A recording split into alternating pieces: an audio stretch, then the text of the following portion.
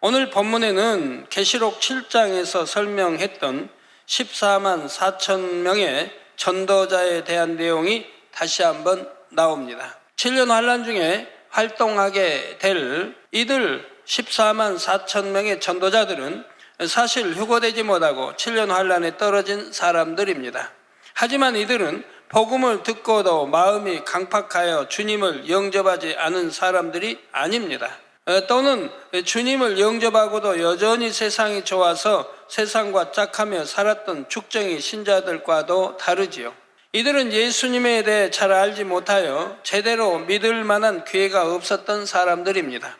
예수님에 대해 전혀 들어보지도 못했던 사람들도 있는 것이고요. 누군가 예수님에 대해 제대로 전해 주었다면 분명히 믿었을 사람들이라는 말입니다. 그것도 아주 뜨겁게 믿었을 사람들이지요. 그러나 그러한 기회를 얻지 못했기에 이들은 7년 환란 중에 떨어지고 맙니다. 하지만 이들은 이때부터 180도 변하지요. 휴거 사건을 보면서 또한 7년 환란을 맞으면서 이들은 선한 양심 속에서 하나님의 말씀이 참인 것을 깨닫게 됩니다. 예수 그리스도에 대해 들었던 것이 진정 참이었다는 사실을 깨닫게 되지요. 설령 이전까지는 예수 그리스도에 대해 몰랐다 해도 눈앞에 펼쳐지는 현실을 보면서 비로소 주님을 영접하게 되는 것입니다. 그런데 이들 14만 4천의 전도자들은 자신만 주님을 영접하는 데 그치지 않습니다. 휴거되지 못하고 이 땅에 남은 다른 사람들에게도 생명을 걸고 복음을 전하지요. 그만큼 선한 중심을 가졌음을 의미합니다. 자기만 믿고 구원받으려 하는 것이 아니지요. 복음을 전하면 자신의 생명에 위험에 처할 것을 알면서도 어찌하든 한 사람이라도 더 함께 구원받게 하려는 마음입니다. 하나님께서는 전 세계에서 이러한 마음과 중심을 가진 사람들을 택하여 복음을 전할 일꾼으로 인쳐 주시지요. 그 수가 14만 4천 명인 것이고요. 그리고 이들 14만 4천 명의 전도자들을 통해 수많은 사람들이 구원을 얻게 됩니다. 그런데 이들 14만 4천 명의 전도자들은 주어진 시간 동안 열심히 복음을 전하다가 대부분이 죽음을 맞게 되지요. 악한 사람들에 의해 죽임을 당하기도 하고 7년 환란의 갖가지 재앙 속에서 죽음을 맞기도 합니다. 이처럼 생명의 위협을 무릅쓰고 이들은 끝까지 믿음을 지키며 사명을 감당하지요. 복음을 위해 죽도록 충성한 것입니다. 그래서 하나님께서도 바로 이들의 죽음을 순교로 인정하시고 3천층의 영광을 허락해 주시지요. 이러한 14만 4천 명의 전도자에 대해 오늘 본문에 다시 한번 언급하고 계십니다. 1절에 또 내가 보니 보라 어린 양이 시온산에 섰고 그와 함께 14만 4천이 섰는데 그 이마에 어린 양의 이름과 그 아버지의 이름을 쓴 것이 있도다 했지요. 이때 14만 4천의 전도자들은 더 이상 7년 환란의 이 땅에 있는 것이 아닙니다. 시온산에 어린 양과 함께 섰다 했지요. 이때는 이미 순교하여 우리 주님과 함께 거룩한 곳에 있다는 말입니다. 다음으로 그 이마에 어린 양의 이름과 그 아버지의 이름을 쓴 것이 있도다 했지요.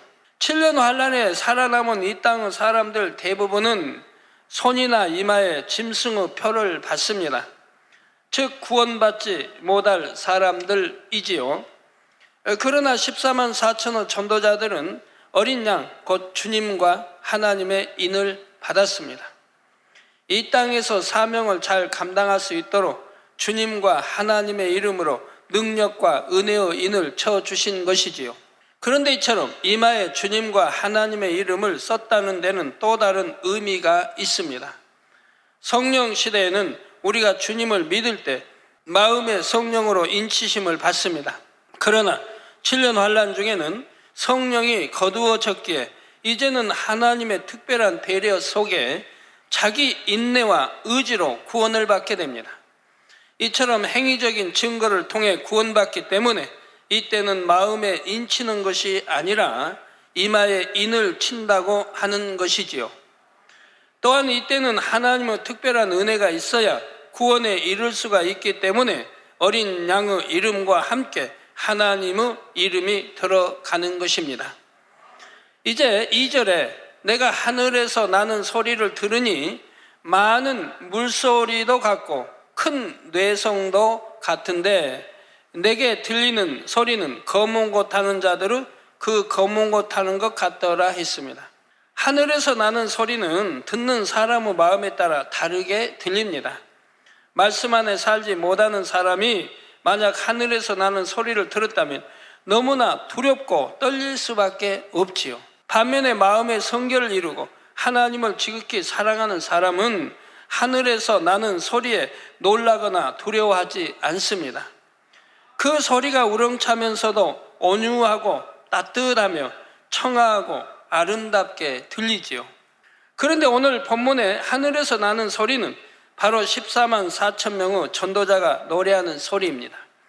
그들의 노래소리가 많은 물소리도 같고 큰 뇌성과도 같았던 것이지요. 이러한 표현을 통해 우리는 그들의 마음이 얼마나 주님을 닮았는지를 알 수가 있습니다. 그들은 주를 위해 순교할 수 있을 만큼 그 마음이 진리 안에서 깨끗한 사람들입니다. 7년 환란 중에 순교한 14만 4천 명의 전도자들은 3천층에 들어가게 된다 했습니다. 경작을 잘 받아 성결을 이루고 믿음의 4단계에 이른 자녀들과 동등한 자격을 얻게 되지요. 하지만 휴거 전에 마음을 영으로 일궈 3천층의 자격을 얻은 사람과 7년 환란 중에 순교하여 자격을 얻은 14만 4천 명과는 마음의 차이가 있습니다. 한 가지 비유를 들어보겠습니다. 갑이라는 학생과 을이라는 학생이 있습니다. 갑이라는 학생은 대도시에서 초등학교, 중학교, 고등학교를 다녔지요. 반면에 을이라는 학생은 학교가 없는 섬마을에 사는 학생이었습니다.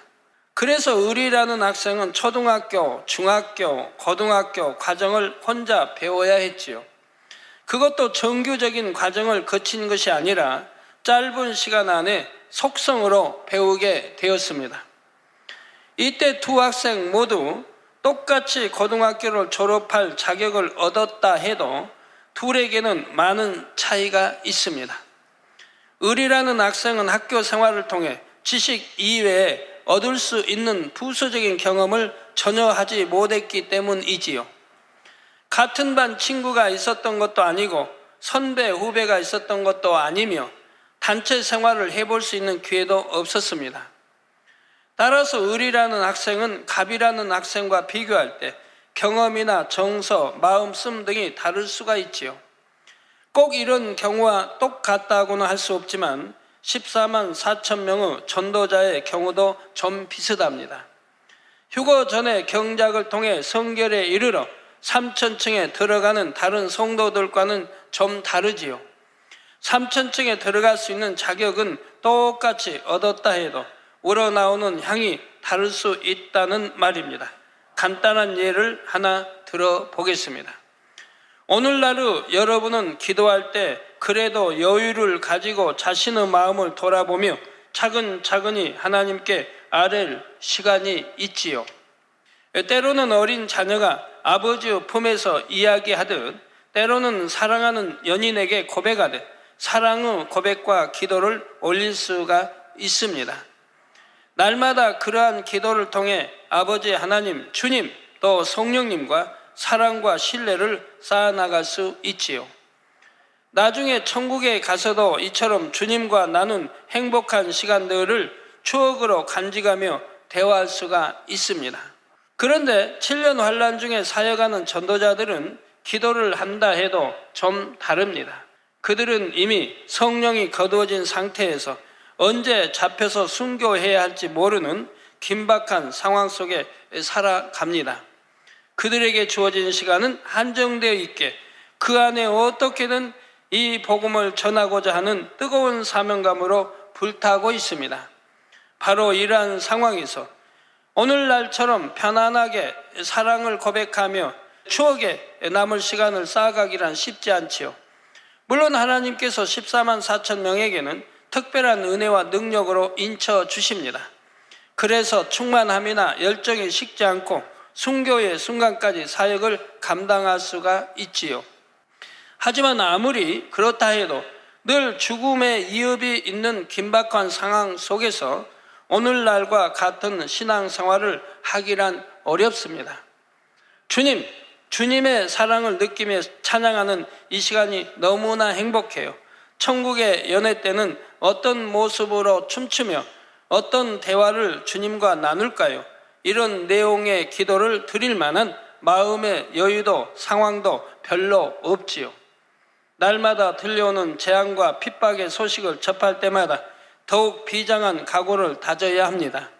어떤 상황에서도 자신의 믿음을 지키며 한 영혼이라도 더 구원하기 위한 절박한 기도를 할 수밖에 없는 현실인 것입니다. 기도의 한 가지만 들었지만 이처럼 휴거 전과 휴거 후의 신앙생활은 상황과 형편이 너무나 다릅니다. 그러니 비록 3,000층의 자격은 똑같이 얻었다 해도 이렇게 각각 다른 환경 가운데서 자격을 얻었기 때문에 각각의 마음에서 나오는 향도 다른 것이지요. 그렇다고 양쪽을 비교할 때 어느 쪽이 더 낫고 어느 쪽이 못하다는 뜻이 아닙니다.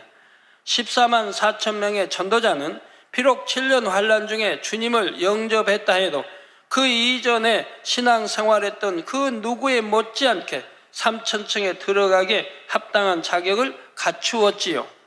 그들은 주님을 영접하는 순간부터 순교하기까지 사실 매 순간이 위태로운 상황의 연속입니다. 그런 가운데 마음과 뜻과 힘을 다해 진리 안에 거하려고 더욱 노력하게 되지요.